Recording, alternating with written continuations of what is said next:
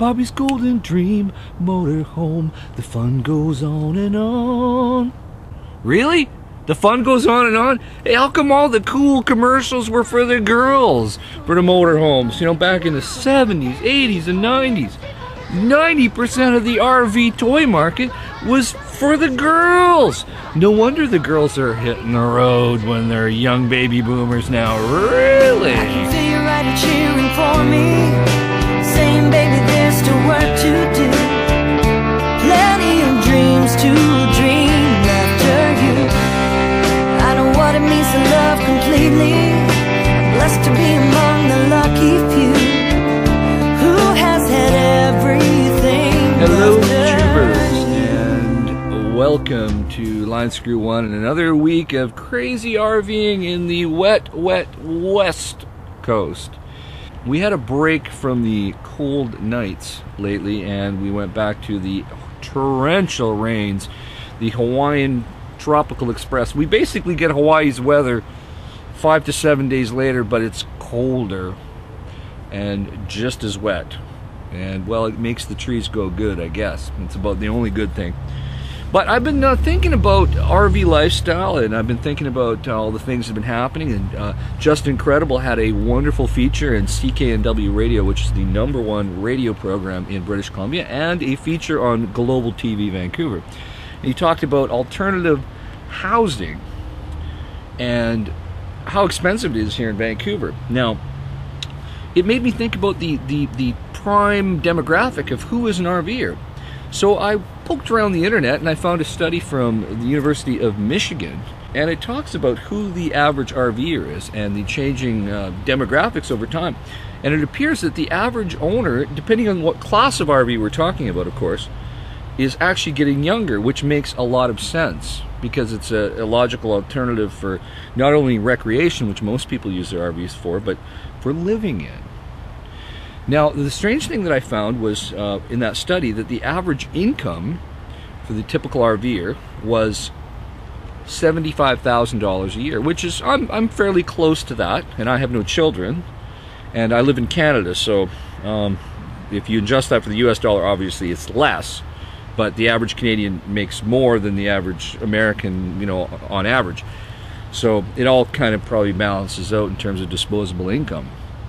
Now, an interesting factor also that Class C or motorhome owners were the highest average income, around low $90,000 range, which makes us Class C folks not be like completely, you know, bums like that you see at Walmart parking all the time trying to save some of that money we earned, I guess. It's also interesting to see that the average age of the typical unit out for sale is used, and somewhere, depending on whether we're talking about median or mean age, can vary between 5 and 9 years.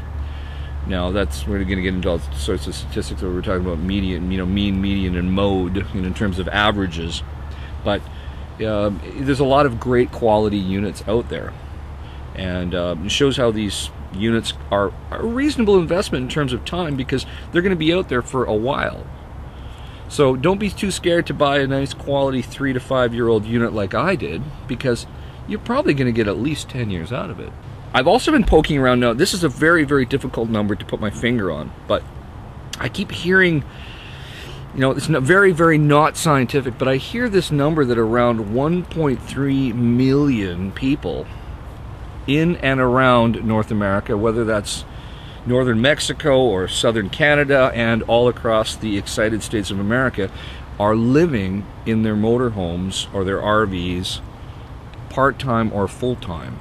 1.3 million, which is an amazing number. I think it's a growing trend.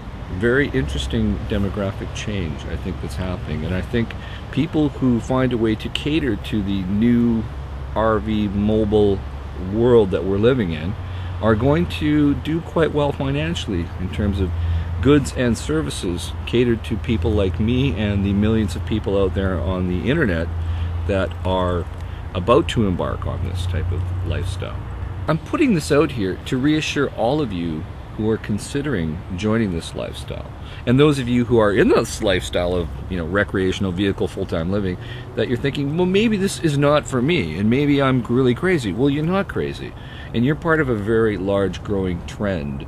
So you're in really good company, and you're in the company of really good educated people.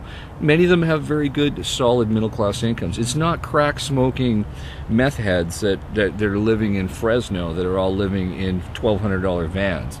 You know, there might be a little bit of that, and I don't want that to discourage you and create some sort of stereotype of white trash. Now, I joke about the white trash stuff because it's just good fun on my channel, but the reality is most of us people that live full-time, we're educated and we're reasonable, and some of us actually have above average incomes. So we're fighting a stereotype here. Now, the one thing that I do find is very unusual, which I think should change, is that we're overwhelmingly white. Now, what's up with that? Now, I know there are people that live in RVs that of every race, creed, and color.